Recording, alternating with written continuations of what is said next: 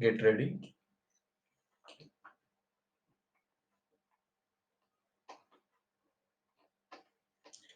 India is an agricultural country. About 70% of our population depends on agriculture. One third of our national income comes from agriculture.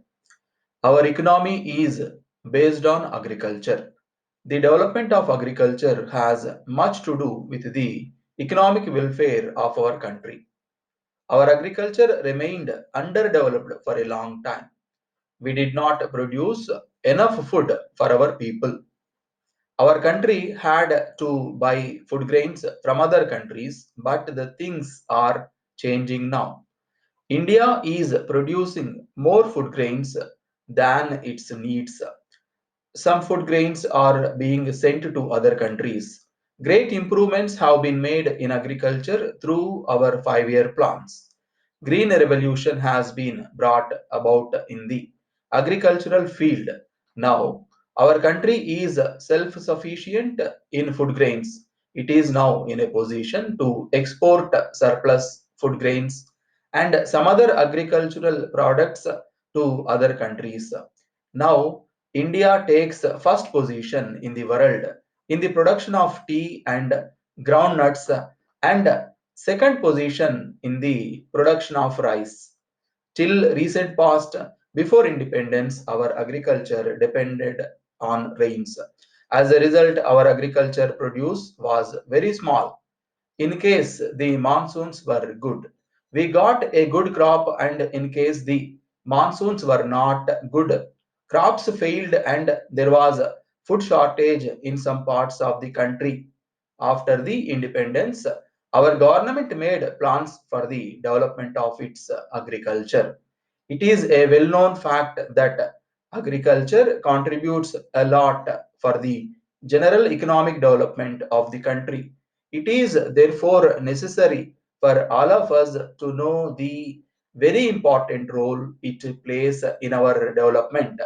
As our income increase, our needs also increase to the same extent, and it is agriculture which meets our basic food requirements.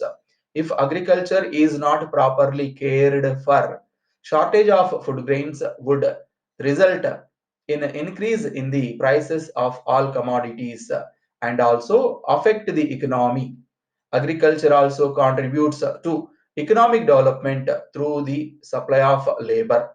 In spite of the fact that there is a migration of labor from agriculture areas to the towns and cities throughout the country, we have to bear in mind that agriculture still constitutes the major source of employment in the country at lesser cost. Agriculture contributes largely to the earning of foreign exchange. Our country has all the natural resources and the suitable climate for the development of agriculture. At the same time, the government should also take the steps to remove unproductive methods of farming and take advantage of modern technology, which helps to get maximum yield with minimum use of water and fertilizers. The large incomes of rural people have always helped in the encouragement of industrial growth, especially in the consumer goods. As a matter of fact, this is happened in many parts of the world, which improves the standard of living of the farmers.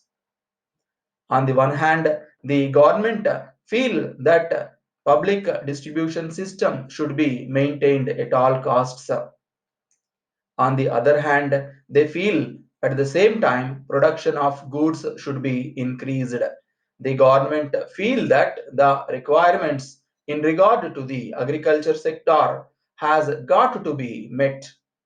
This shows the desire of the government that, on the one hand, increase in prices has to be met by necessary revenue measures, and on the other hand, it has to be met by increasing agricultural production.